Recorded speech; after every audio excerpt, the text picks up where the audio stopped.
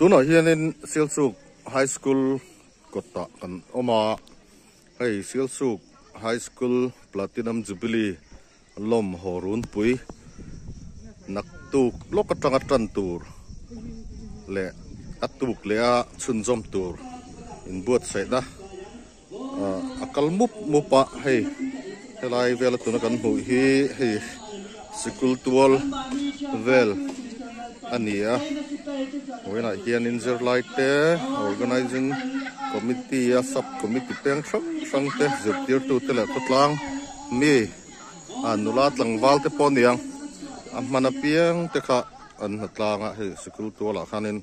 kan han oma ai tu na hian in chun chul an zo chi a ai le in vel an ti zo an thumuang ri vel ania hei but seina kalmup mup mai ni attend sa har tur Silsuk khelbol lampanga ate anom boka ti chuanin hei helai school tual hi so lai kan mu so hun man na tur ber ado san lampanga nia henula ho te hianin a chei moi na vel an chan chowa chonula ma hian or le zul zo ka chei an tum ani mela tin sound lampang boi pui tu te tuna sonin sound box le song aman roi ni ngam son fit wel tan nin ka sia an play dup to an chin po khanen chu tiang vel chu ania lai hianin hei thut na tur thut theng te po an chop tan to ni hi hei thut theng hang lai vel hian oma hei hi high school building veranda vel thei khania so le na tangin lo lam chiang zo ka ni an lak na ma sa ka thim deu lek lek ya tang lai vel hi hey ko sai na khal mup ani tin gan han tem tir lo gong chunga hang lai vel hi exhibition an tin na tur lai vel ania thalak krang thalak lui plet thar ter pon ya oma chung vel chu lai hi apuna kal te tan chunin mitit lai tak tur le lu tak tur te po aniam chunggal chu pokani school kot tunma hostel chak lampang khania elama po hian he katlang ho lo chol vel me ani hi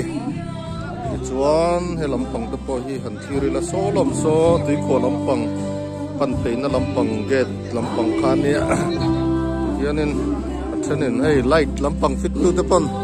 an fit ta zan lampang nuam taka kun kan man te na turin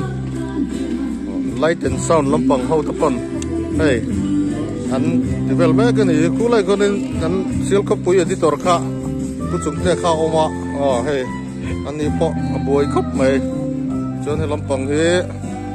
nula tlangwal te school no pang te pon liang ti chon khulai khu anh tur nga ka solo khulai khonin ko refreshment lampang ho ni mai thei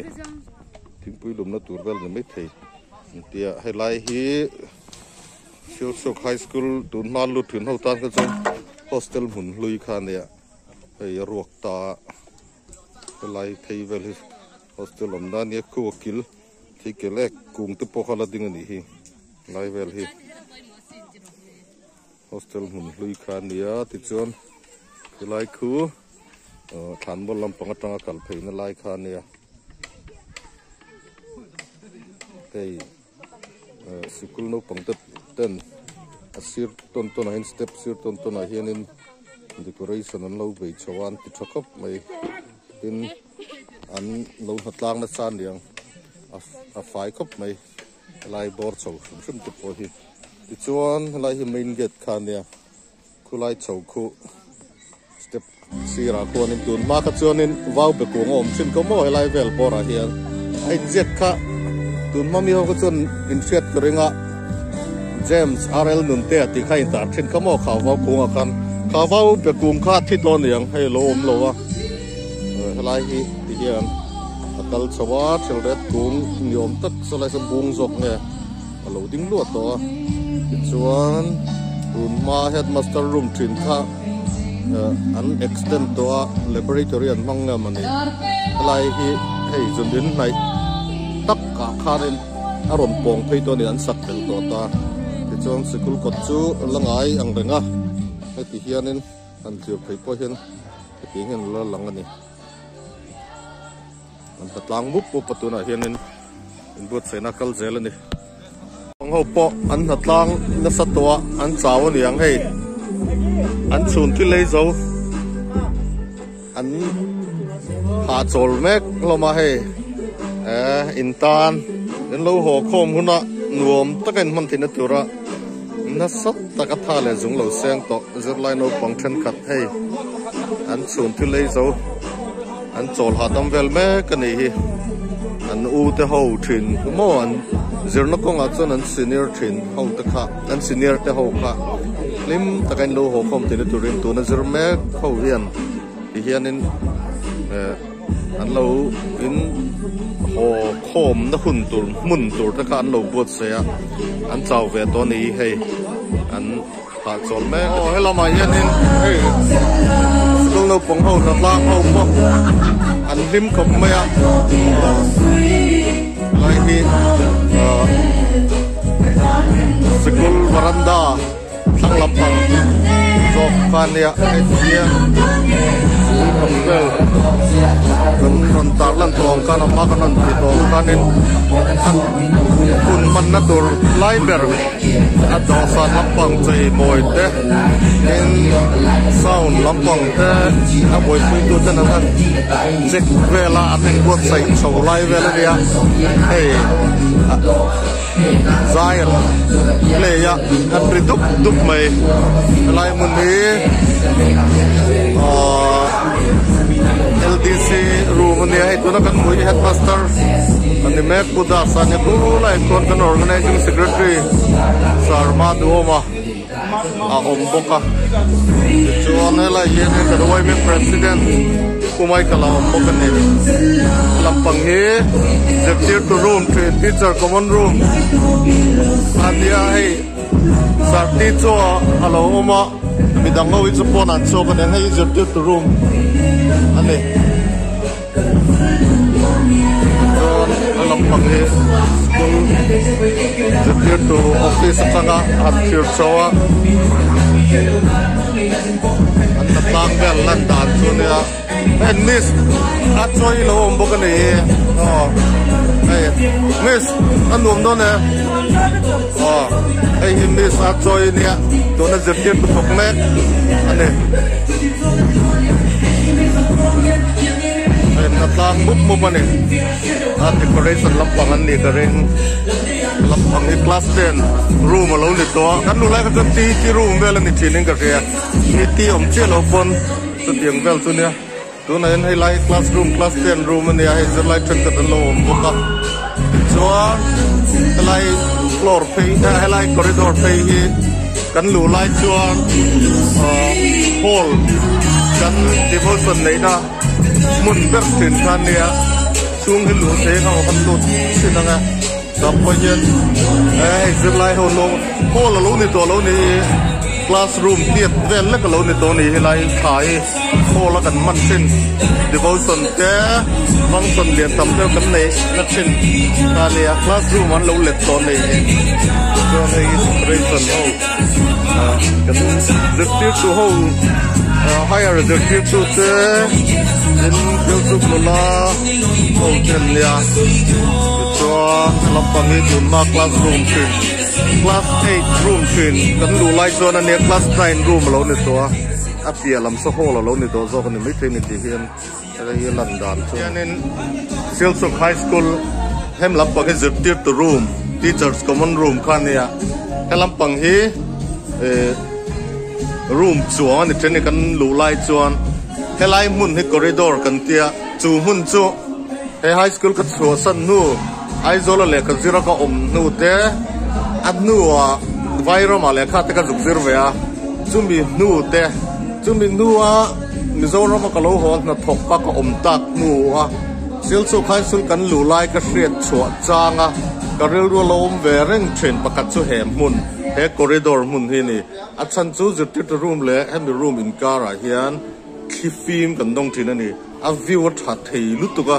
van doi thak deuh nge arem chan wang zok ka helo tu na hian syntax salo om tlat maya kha view thalut tuk kha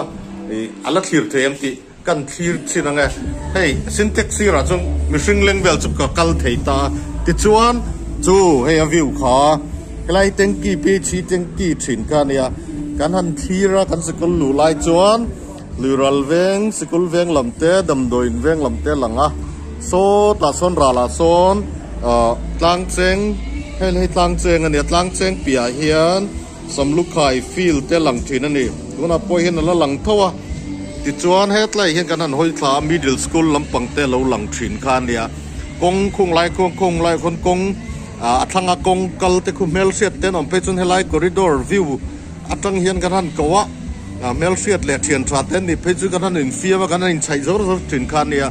tu nai ro chuan a view hi ala thareng amai ro chu a thlir na tur library a space kan ti don am mun kha syntax na lu khat ta veka tu na lut lai te chon an lunga tileng vak lo anga chan chu an kho thlir na tur ber kha mun no lo om ta lo ta ni a poi khop mai a view ero chu ala ngai lung lem na po la ngai a kho thlir po ala ngai amai ro chu a thlir tu kan thlir pui thin kan sikul lu pui thin te ro chu tu na yan mel mu turan tlem ta khop mai tuan tul wangin ei zon na wang te tul na sang wang ten kho chunga te kan om ho thei lawa a kho chunga om po wein a hian an on kal kher lo bok ta te chuan mun sang te kan om dar to school mun luyan fan te po hi kan mal ta riau ani ber mai hi a eng po ni se amun ero chuan lunga la tileng tho ole tu na lut lai mek le atun nu mi te tan chuan til relevant lutuk tur chu ni to lo mai theya kan classroom thin class 8 room thin atangin tian kan thar kol ko ngati hian kan theya he lampang atopper kil so class 10 room ne to class 9 en thin ani kan lu lai chuan chu chu sang khat chako som ko panga tanga som ko pasari vel bor kha ke ni lu velai chu nia hian sikul ko ta kan thira thang lampang pro headmaster room le LDC room le teacher ho room ania ti chuan ka soi to ang kan video ma sa ka soi to ang khan helai vel hi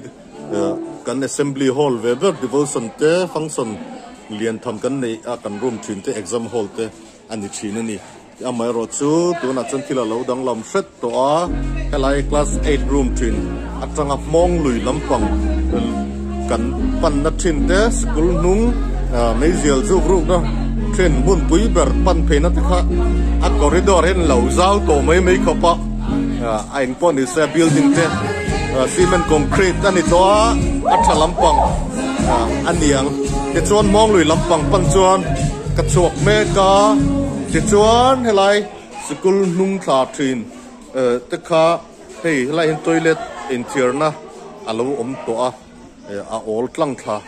to lem lo ni chu te chuan helai vel nung lai vel hi mai zial zu ru na thin te kha nia ti chuan tu na hei zur lai hon lo ma kan kal zelang asira drain thuk deuh tui luan korom thin po khalo lo om renga ti chuan high school chak phei te ka ti hian ania tu te mo ka chuang lai vela yen in lo vakal photo thin wei thi ni mo lai chu kan comment thui lo anga alo mang tang kai thin te ka chuan in rianga ti chuan hei tui luan kor thuk deuh kha alo la thuk renga ti chuan hei hi makati em chu kan lu ma de tang to khan he thingril pathum hi mong lui pan na tura kor kai na thin khan ne atlo khop mai he thingril han tlo em ji ke ni na kan chu san po kum som ni do na ni to ta a chuang to zok ani chu chemin huwa porin om takin ti hian mong lui pan phei na kha thingril indo kai kha alo lo mani ti chuan khi lai khen khi school no pang ho an lo in kom kho ma hemi kong kal phei zeli mong lui pan phei na kha nia ti chuan he lampang hi he school kot lampang kha ne ti chuan ain do kai dan chu kan thiam thei me em ti chuan he lampang hi kan hoi le zoi anga school nung lampang tho tengki lampang pan chuk thak na kha ni hati hian kan han nung thlir ve ta thunga he school nung lampang lan dan chu nia ei zur lai ho le zut ti du ten fakom khop me ya an mun marvel hin lo ti fai em me ya lom om khop mai in lo ho khom hun tur an lo ngak lel khop mai hei tuna hian in Chilsu Government High School kota kan om me ka hei nak tu klok hi Chilsu High School Platinum Jubilee ho run pui hun khaloni ta tuna hin buat sai na kal me ka hei pandal chung tepo lo zar duai to tuna son stage decoration lampang boi pui tu tanan boi pui me ka kal zai do nanga hei achak lampang a hian thutleng rem khat to hei zing kara school no pangten boi thut thei turin han ya kot tola thut thei tur a pandal an zara hul hiep noya zar sorry thut thei turin an rem anga ti chuanin mi pui kal khom kha na pa ka chuanin ta ani tuna hian sound lampang boi pui tu te le light te poniang decoration boi pui tu te an natlang me ka tin documentation and exhibition subcommittee ho te po an natlang makani zalin ai hian am boi de chon boi khop me tiang ti pui ni khuwa hian mi fiat lawa ha em hian oma chung zinga mi te chu na kan mu ho te po hi an ni oma hei hian high school tol po hei zan po ni se eng ut me ya zan lampang program kha zan ni akhan zan lampang program kha om ti kha kan hret tlang in garinga chu hei han en hian zan hun man nan po ye om lo takani eng ut mai mo lai hi kan ti ta vek nuam doin kun kan mong chu le hei banner po om lo tar velvet mo me ya moi don kop mai